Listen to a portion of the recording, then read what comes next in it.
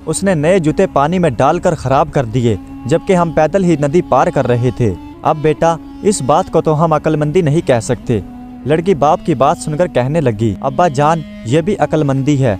नए जूते इंसान की जान से ज्यादा कीमती तो नहीं होते, इसीलिए उस नौजवान ने अपने जूते नहीं उतारे थे।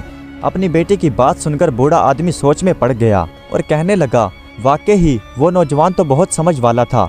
गुलनार बानो कहने लगी, जी अब्बा जान, कल रात के खाने पर आप उसे अपने घर जरूर बुलाइए। बूढ़ा कहने लगा, मगर बेटी, मुझे क्या मालूम कि वो अभी भी अब्दुल कदीर के घर पर है या चला गया है। लड़की कहने लगी, अब्बा जान, उसने कहा था ना कि वो रात किसी सराय में गुजारेगा।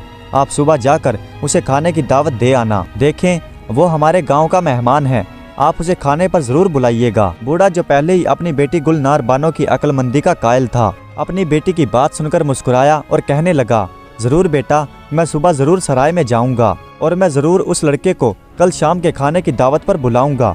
मेरे ख्याल से कल शाम के खाने की दावत ठीक रहेगी। जी हाँ अब्बा जान, बिल्कुल। सुबह सवेरे वो बूढ़ा आदमी सराय की तरफ चल पड़ा। उस गांव में एक ही पुरानी सी छोटी सी सराय थी और उस बूढ़े आदमी को नौजवान को ढूंढने में कोई दिक्कत नहीं आई। नौजवान अपने किसी रिश्तेदार के घर पर जाने के लिए तैयार हो रहा था। बूढ़े ने जब उस नौजवान से मुलाकात की तो वो नौजवान बहुत खुश हुआ और फिर बूढ़े ने नौजवान को रात के खाने की दावत पर अपने घर बुलाया। नौजवान ने शुक्रिया अदा करके माजरत चाही, मगर बूढ़ा आदमी कहने लगा, बेटा, ये मेरी नहीं बल्कि मेरी बेटी की ख्वाहिश है कि आप हमारे गांव में मेहमान हैं और इसीलिए हमारे घर पर एक बार जरूर आएं और फिर रात चाहे सराय में आकर गुजार लेना और फिर सुबह अपने घर वापस चले जाना। चारों न चार नौजवान को बूढ़े आदमी की पेशकश कबूल करना पड़ी। बूढ़ा खुशी खुशी अपने घर वापस आया और घर आकर अपनी बेटी गुलनार बानो को बताया कि उस नौजवान ने उसकी दावत कबूल कर ली है। बेटी शाम के वक्त का खाना तैयार करने लगी। उसने अच्छा सा सालन बनाया और रोटियां बनाई।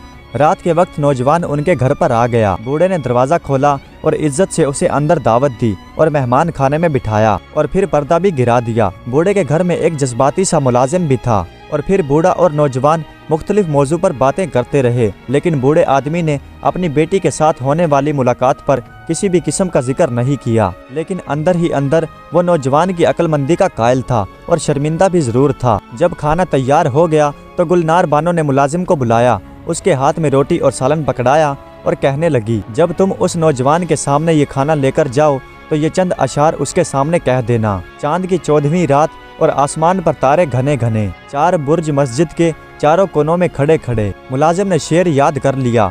रास्ते में लजीज खाने की खुशबू से मुलाजिम का दिल ललचाने लगा। उसने एक एक करके बोटियां निकाल कर खाई और उनमें से एक एक रोटी भी चट कर गई और फिर मेहमान के सामने ले जाकर खाना रखा और फिर गुलनार बानो का शेर सुनाया। चांद की 14वीं रात और आसमान पर तारे घने घने, 4 बुर्ज मस्जिद के चारों कोनों में खड़े खड़े। नौजवान ने जब ये शेर सुना तो उसने खाने की तश्क की तरफ गौर से देखा। उसने सालन को देखा, रोटियां गिनी और मुलाजिम से कहने लगा, अपनी मालकन से जाकर कहना, चांद की 14वीं रात और आसमान पर तारा कोई कोई, 4 बुर्ज मस्जिद के और उनमें से एक गिरा हुआ। मुलाजिम ने शेर याद किया और वापस जाकर अपनी मालकन गुलनार बानो को सुना दिया। गुलनार बानो बहुत अक्लमंद और होशियार थी। पूरा शेर सुनने के बाद मुलाजिम को डांट कर बोली, सच सच बता, तुमने सालन में से बोटियां निकाल कर खाई और एक रोटी भी चट कर गए। ये सुनकर मुलाजिम का रंग जर्द हो गया, थर थर कांपने लगा और हैरान होकर सोचने लगा कि मालकिन को कैसे पता चला। नौजवान दावत खाकर चला गया तो गुलनार बानो ने बाप के सामने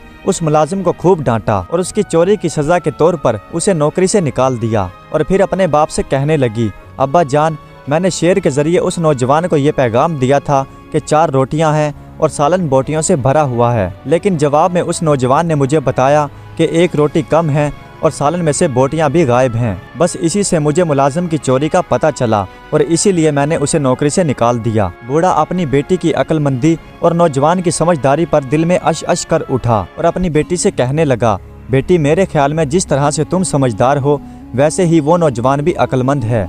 लड़की ने शर्म से सर झुका लिया। बूढ़ा कहने लगा, बेटा, मेरे ख्याल से तुम्हारे लिए इससे समझदार और बेहतर लड़का कोई नहीं हो सकता। अगर तुम ये बात मान लो तो क्या मैं उस लड़के से बात करूं? गुलनार शर्मा कर अपने बाप से बोली, अब्बा जान, जैसे आपकी मर्जी। बूढ़ा कहने लगा, वो नौजवान आज यहाँ से रुखसत हो जाएगा। बूढ़ा उसी वक्त भागकर सराय में पहुँचा और नौजवान से कहने लगा, नौजवान, मेरी एक ही बेटी है, میرے پاس جو کچھ بھی ہے وہ اسی کا ہے۔ تمہاری نیک نیتی، عقل مندی، سمجھداری اور شرافت کا میں قائل ہو گیا ہوں۔ اگر تم برا نہ مانو تو میں اپنے دل کی بات تم سے کہوں۔ میں تمہیں اپنی فرض زندگی میں لینا چاہتا ہوں۔ اگر تم برا نہ مانو تو اپنے ماں باپ کو لے کر میرے گھر پر آ جاؤ۔ وہ نوجوان جو پہلے سے ہی گلنار بانو کے لذیذ کھانے اور عقل مندی سے قائل ہو چکا تھا، فوراً مان گیا اور بزرگ سے وعدہ کیا کہ وہ اپنے گھر پہنچ کر اپنے والدین کو ضرور لے کر آئے گا۔ اور پھر چند روز بعد وعدے کے مطابق وہ نوجوان اپنے والدین کو گلنار بانو کے گھر پر لے آیا۔ ان کی بات طے ہو گئی اور پھر کچھ دنوں بعد دھوم دھام سے اس لڑکی کی شادی اس عقل مند نوجوان سے ہو گئی، اور پھر دونوں عقل مند اور سمجھداری سے بھرپور ہنسی خوشی اپنی زندگی گزارنے لگے۔ دوستو، امید کرتا ہوں کہ آج کی یہ ویڈیو آپ کو پسند آئی ہوگی۔ اگر ویڈیو اچھی لگی ہو تو کمنٹس میں اپنی رائے کا اظہار ضرور کیجیے گا۔ ہمارے چینل کو سبسکرائب کر دیجیے گا۔ ویڈیو دیکھنے کا بہت بہت شکریہ۔